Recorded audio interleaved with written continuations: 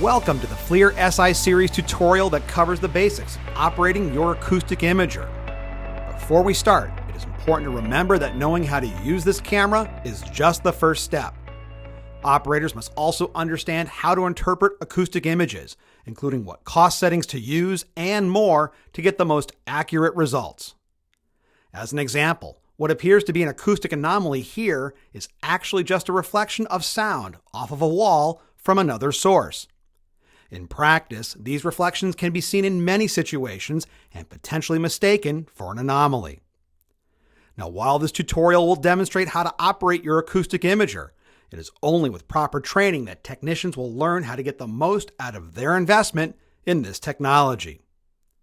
Watch until the end of this presentation to learn more about everything the Infrared Training Center offers, including a one-day operator course that is available for your imager. For now, let's discuss the basics of the FLIR Si model acoustic camera.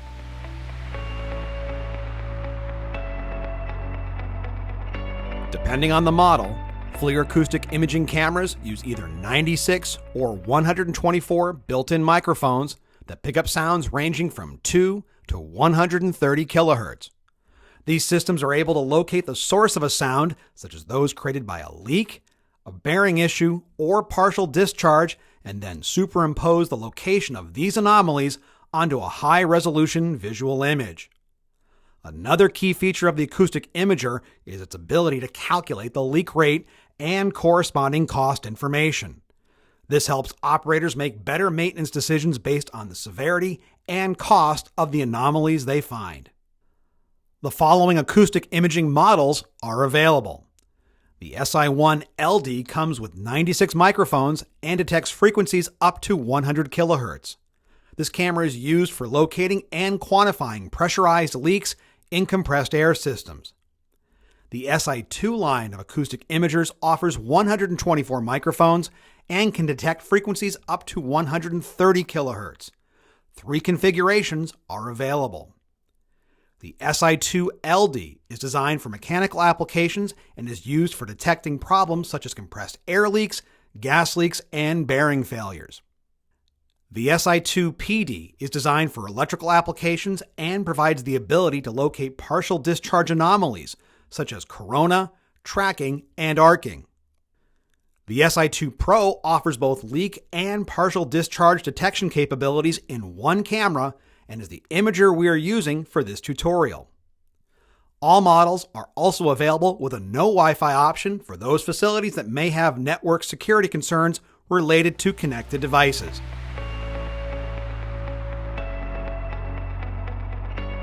To begin, let's take a closer look at the acoustic imager, starting with the front of the camera, where you'll find an array of microphones which are used to listen for acoustic anomalies. 2 LED lights located on the front help illuminate targets in low-light situations. The digital camera in the center of the microphone array provides a real-time video feed for the main display and is also used to capture inspection data, including still images or video. On the top of the acoustic imager, operators will find the power button and status light that turns green when the device is operating. The USB port is used to offload data if not connected to Wi-Fi, and also provides one of the options that operators can use to update the camera's firmware. The heat sinks located on both sides of the imager are used to dissipate heat that is generated by the camera. Operators should avoid touching these locations while conducting an inspection, as these can get warm while the device is running. The bottom of the acoustic imager offers 2 connection points for the neck strap. It is recommended that operators install and use the neck strap to avoid accidentally dropping the acoustic imager.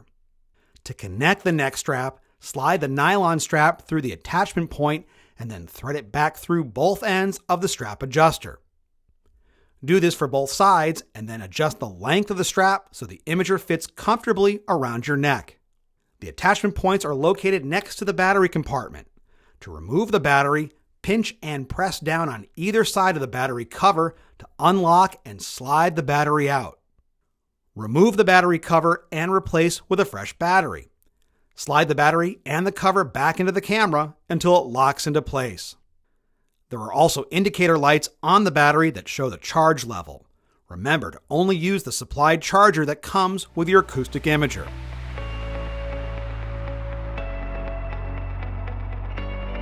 Press and release the power button to turn on the acoustic imager. The LED indicator light should turn green and the FLIR logo will appear on the display after about 15 to 20 seconds. For the purposes of this tutorial, we are working with an Si2 Pro that provides the full functionality of an acoustic imaging system. On this model, operators are prompted to select an appropriate acoustic imaging mode at startup. These are PD for partial discharge, LD for leak detection, and mechanical. There is also an option to disable the prompt that we'll demonstrate later.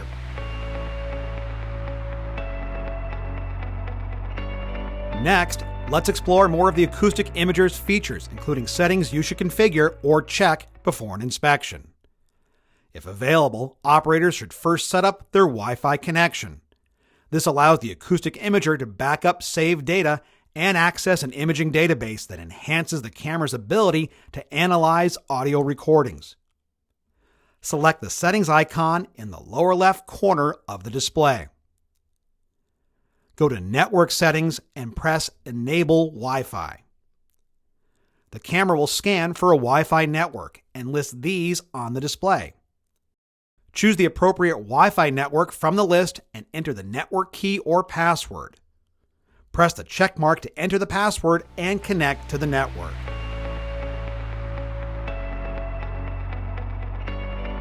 Having the correct date and time saved with your data is important for proper documentation and record keeping. Operators should check that this is set correctly before conducting an inspection. We set the time zone and region to ensure the proper date and time are always displayed. In the Settings menu, press Time Settings and choose the appropriate region and time zone for your location.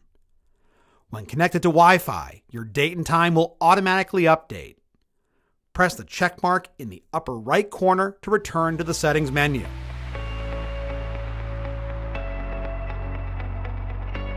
Change mode is a feature available on the Si2 Pro model that allows you to switch between leak detection, partial discharge, and mechanical modes on your acoustic imager. These are the same options available to operators on the startup screen.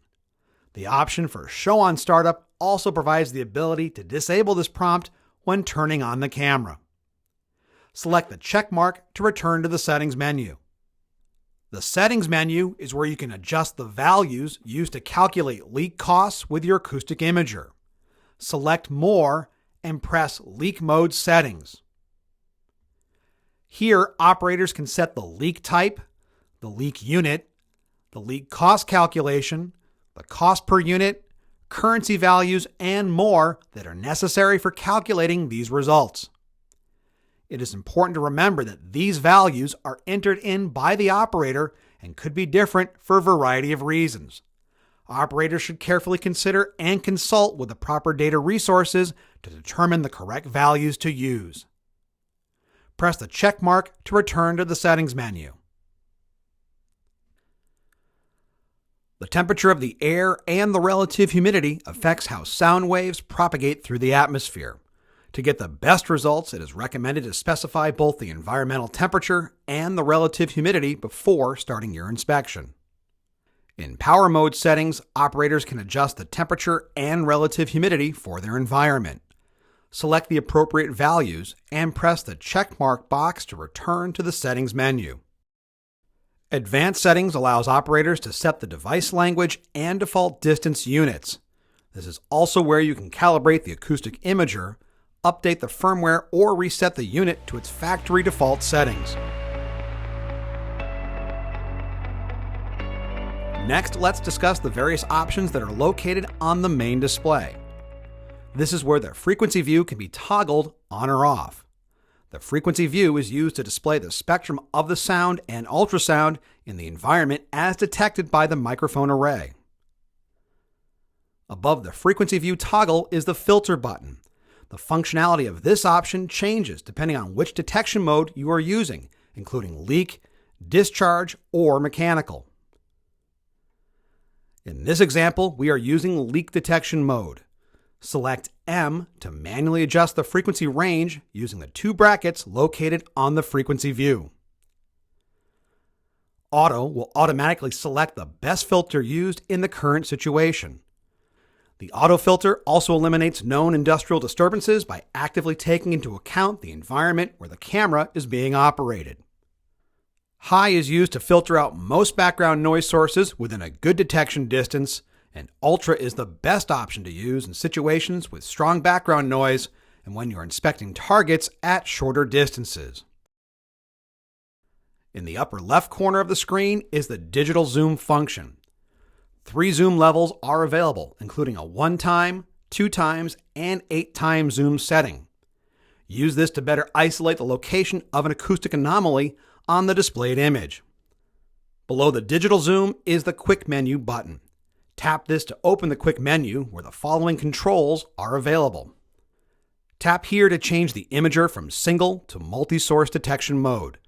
Single source mode is useful when you're trying to locate a single sound source. Multi-source mode is more effective when looking for anomalies that may be located across multiple targets. This button next to detection mode adjusts the brightness of the display. There are 2 options, with the brighter setting helping operators better see the display when working outside. The lamp button is used to toggle the LED lights on and off. Turning them on can help with visibility and image quality when working indoors or when close to targets in low light conditions. The selected mode button allows you to cycle between the operational modes available on Si2 models. These include LD for leak detection, PD for partial discharge detection, and mechanical. An archive button is located at the bottom of the display. This is where operators can access saved images or video. The battery icon in the lower right corner tells you how much charge remains, and the Wi-Fi signal strength indicator shows your connection quality. The LD icon seen here appears on Si2 models that are displaying the selected detection mode. Finally, you can adjust the distance setting manually to set the estimated distance to the sound source to help improve detection precision. Users can optimize the imager for detecting and visualizing sound waves at different distances while using this setting. This helps you capture more accurate and detailed results.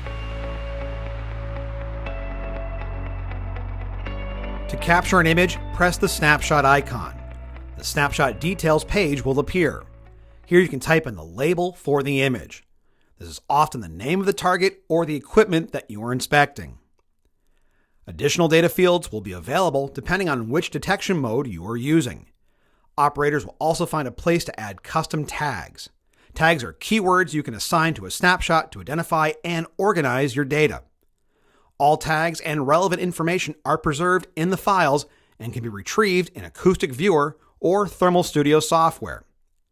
Finally, to save the image, press the disk icon in the upper right corner to save the data file to the imager.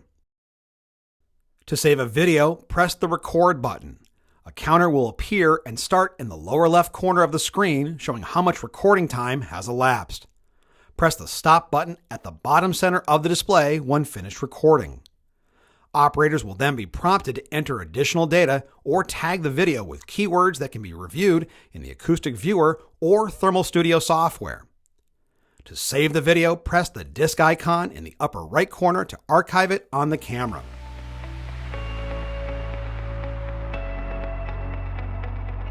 The archive folder allows operators to view saved images and video that are stored on your acoustic imager. Press the folder icon to open and browse through your saved data.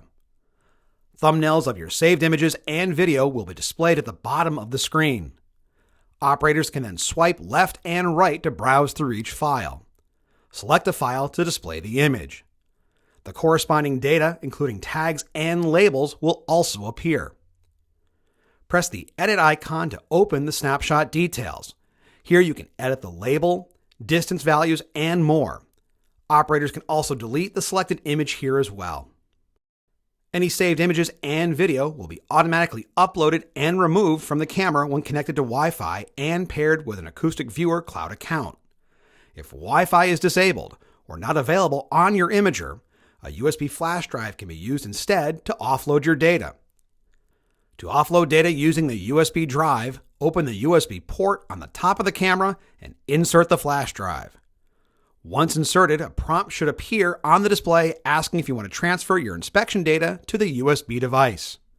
Select Yes, and the transfer should start. Once the transfer is complete, the display should return to a live image indicating it is safe to remove the USB drive.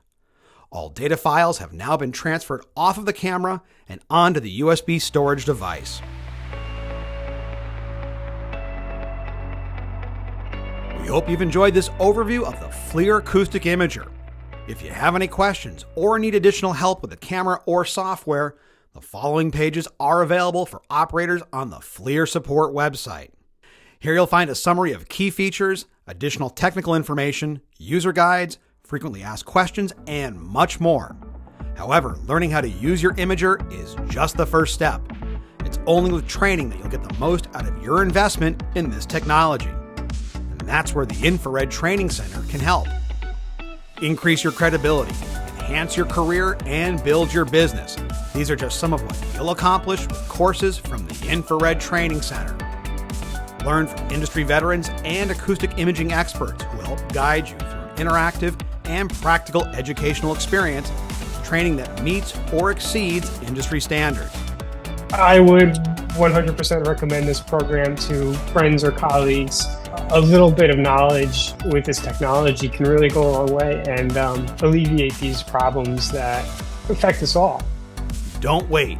Give us a call or head to infraredtraining.com to learn more and start your journey today with the Infrared Training Center.